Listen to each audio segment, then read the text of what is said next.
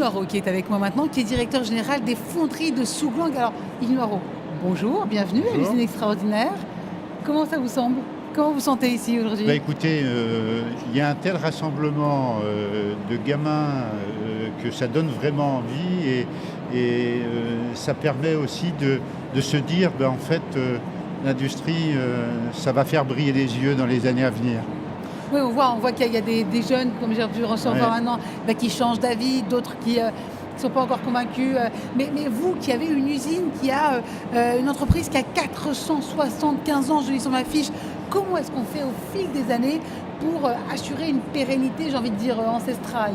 Alors, cette pérennité, je pense qu'elle est liée principalement à la capacité d'adaptation de cette entreprise qui a toujours su, au fil des époques, au fil du temps, s'adapter, se transformer, réussir à faire qu'elle s'adapte à la fois à l'économie, mais aussi à ses clients.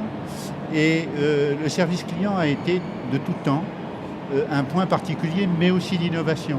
C'est-à-dire que très tôt, c'est une entreprise qui a su mettre sur le marché de nouveaux produits et trouver aussi dans l'accompagnement et dans la maîtrise des savoir-faire, permettre de les préserver et de les garder. Et encore aujourd'hui, ces savoir-faire ancestraux, nous continuons de les transmettre.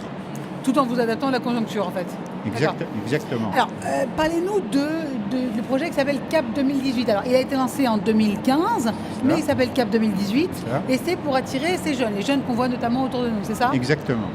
Alors, CAP 2018, en fait, c'est prendre notre métier sous un autre angle, c'est-à-dire non plus être uniquement des manufacturiers ou des fabricants de pièces, mais avant tout apporter des solutions. C'est-à-dire que si on se représente une ligne de métro avec des stations de métro, un client aujourd'hui, il peut rentrer par exemple par la station de métro R&D ou par la station de métro formation ou par la station de métro fabrication.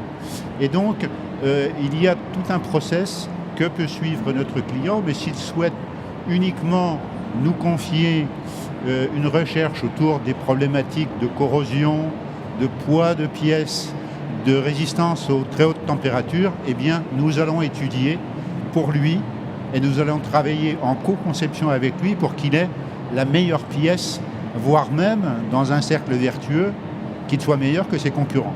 Ah oui, forcément. Alors, aujourd'hui, donc on est en 2018 et vous avez déjà lancé pas mal de projets, parmi lesquels, je lis ici, un centre d'excellence et un site industriel remarquable. Alors, expliquez-moi. Alors, nous sommes particuliers puisqu'on peut même dire, avec toute l'humilité qu'il faut avoir, mais je pense que nous sommes uniques. 475 ans cette année.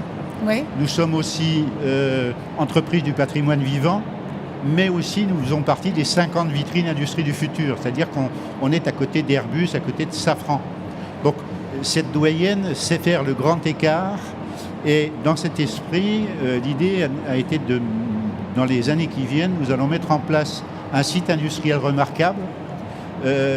La machine à émailler a été inventée par nous et a été primée à l'exposition universelle de 1900, année du Grand Palais. Donc il y a un clin d'œil merveilleux avec notre présence aujourd'hui. Et puis ce centre d'excellence, ça va être justement de pouvoir travailler avec nos clients, mais aussi de transmettre à des jeunes qui viendront travailler dans notre entreprise, mais aussi de former nos clients.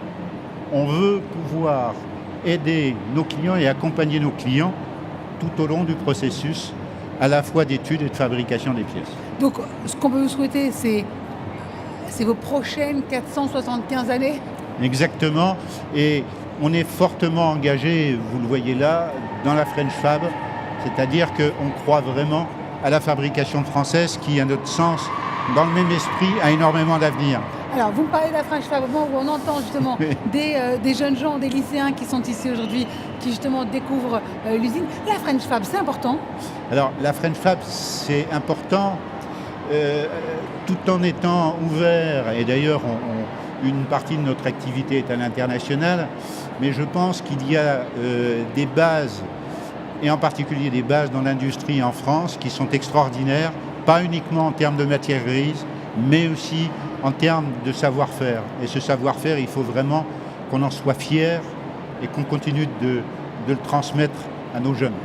Yves Noireau, directeur général des fonderies de Souglang. Merci beaucoup Yves Noireau.